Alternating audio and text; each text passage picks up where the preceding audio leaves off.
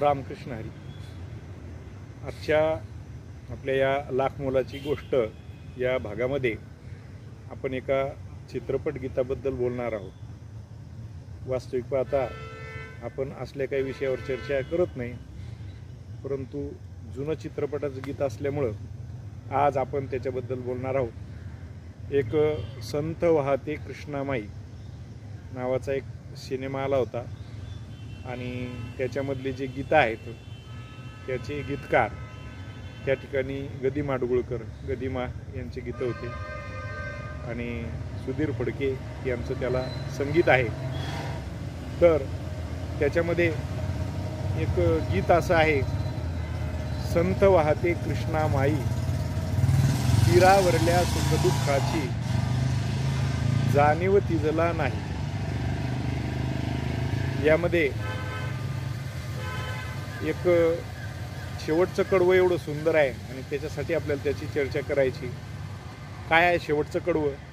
तर बघा, सतत वाहते उदंड पाणी कुणी न वळवून नेई राणी आळशास ही व्हावी कैशी गंगा फलदायिनी. वास्तविक पाहता त्या काळामधल्या परिस्थितीचं चित्रण हे त्या गीतकारांनी त्याच्यामध्ये केलं होतं. एक कृष्णा नदीसारखी एक भव्य मोठी त्या भागातली गंगा ज्याला म्हणता येईल जीवदायिनी, ती तिथून वाहत असताना सतत त्याच्यामध्ये भरपूर पाणी वाहत आहे, परंतु आपल्या शेतीला समृद्ध करण्यासाठी तिला कुठंतरी वळवून ते पाणी आपल्या शेतामध्ये नेणं आवश्यक आहे. आणि उद्योगी लोकांना ही गंगा फलदायिनी होत असती, म्हणून आळशास ही व्हावी कैशी गंगा फलदायिनी असा प्रश्न त्या ठिकाणी त्या गीतकारांनी विचारला.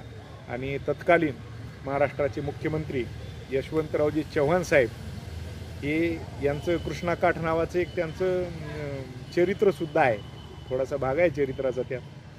तर त्यांचा कृष्णा नदीशी जवळचा संबंध असल्यामुळं ज्यावेळेस हे गीत त्यांच्या कानावर पडलं त्यावेळेस त्यांनी सांगितलं प्रशासनाला असं की दररोज आकाशवाणी त्या काळामध्ये आकाशवाणी हेच प्रसारमाध्यम होतं, तर रेडिओ हे दररोज गाणं वाजलं पाहिजे आणि कुठंतरी त्या ठिकाणी हरित क्रांतीला मदत होईल, नदीचं पाणी शेतापर्यंत जाईल, हा एवढा व्यापक असा उद्देश त्या राजकारण्यांचाही असायचा, त्या काळामधल्या सत्ताधाऱ्यांचाही असायचा आणि सिनेमा काढणाऱ्या मंडळींचा असायचा.